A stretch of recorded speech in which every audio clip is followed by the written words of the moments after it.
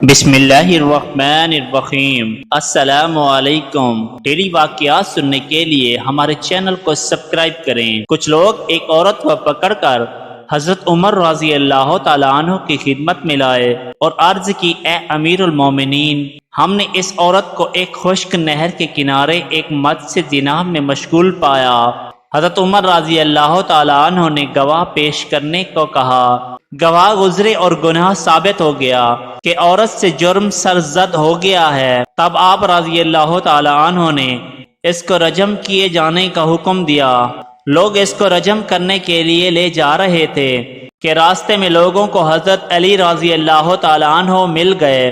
حضرت علی رضی اللہ تعالیٰ عنہ تمام معاملہ دریافت کیا کہ واپس حضرت عمر رضی اللہ تعالیٰ عنہ کی خدمت میں حاضر ہونے کو کہا۔ آپ رضی اللہ تعالیٰ عنہ حضرت عمر رضی اللہ تعالیٰ عنہ کی خدمت میں حاضر ہوئے اور کہنے لگے، اے عمر، اس عورت کو رجم نہ کرو بلکہ مزید تحقیقات کی ضرورت ہے۔ حضرت عمر رضی اللہ تعالیٰ عنہ نے اجازت دے دی۔ حضرت علی رضی اللہ تعالیٰ عنہ نے اس عورت سے پوچھا، اب سارا معاملہ بیان کرو۔ اس عورت نے بتایا، اے علی رضی اللہ تعالیٰ عنہ، یہ حقیقت ہے کہ میں نے گناہ کیا ہے، مگر ان حالات میں کہ اس کے بغیر کوئی چارہ نہیں تھا۔ اصل بات یہ ہے کہ میں نے اپنے مویشی چرانے کے لیے دریا پر گئی تھی، مجھے سخت پیاس لگی۔ ایک دوسرے چراوا کے پاس پانی موجود تھا، میں نے اس سے پانی مانگا۔ اس نے پانی دینے کی صرف ایک شرط رکھی تھی کہ میں اس کے ساتھ زنا کروں، مگر میں نے انکار کر دیا، حتیٰ کہ میں پیاس کی شدت سے بے تاب ہو گئی اور مجبوراً میں نے اس کی شرط قبول کر لی۔ حضرت علی رضی اللہ تعالیٰ عنہ نے یہ سن کر اللہ اکبر کا نعرہ لگایا۔ اگر ایک عورت سے زنا بالجبر کیا جائے تو اس عورت پر کوئی حد نہیں ہے، کیونکہ وہ مجبور ہے ہر قیمت پر پانی حاصل کرے، لہذا میں سفارش کروں گا کہ اس عورت کو آزاد کر دیا جائے۔ بس حضرت عمر رضی اللہ تعالیٰ عنہ نے اس عورت کو آزاد کر دیا۔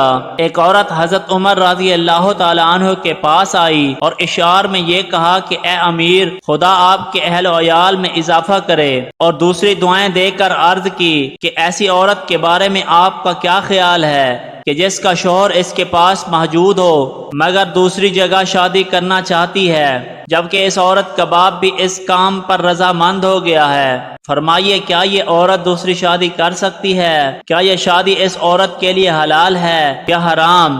اور وہ عورت میں خود ہوں۔ حضرت علی رضی اللہ تعالیٰ عنہ بھی وہاں موجود تھے، لہذا حضرت علی رضی اللہ تعالیٰ عنہ فوراً اس عورت سے فرمایا، تم اپنے شوہر کو لے کر میرے پاس آؤ۔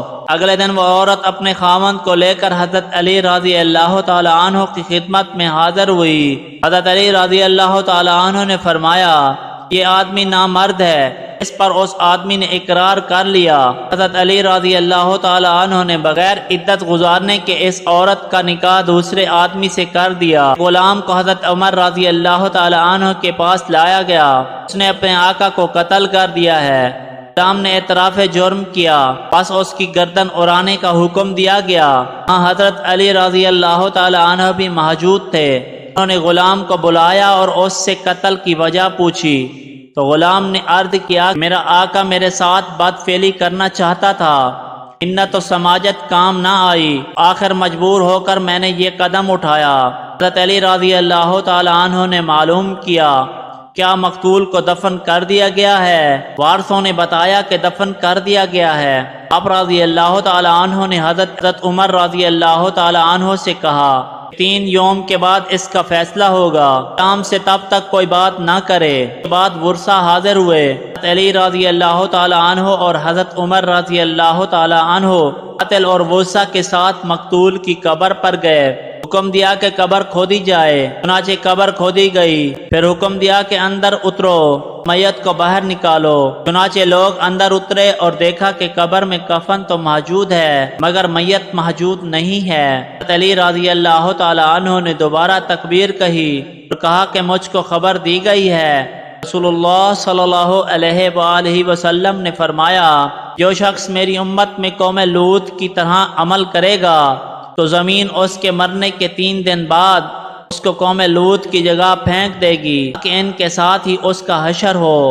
اس طرح کے متعدد واقعات سننے کے لیے ہمارے چینل کو سبسکرائب کریں۔ اور بیل آئیکن کو پریس کریں تاکہ ہمارے نیو آنے والی ویڈیوز آپ کو ملتی رہیں۔ السلام علیکم۔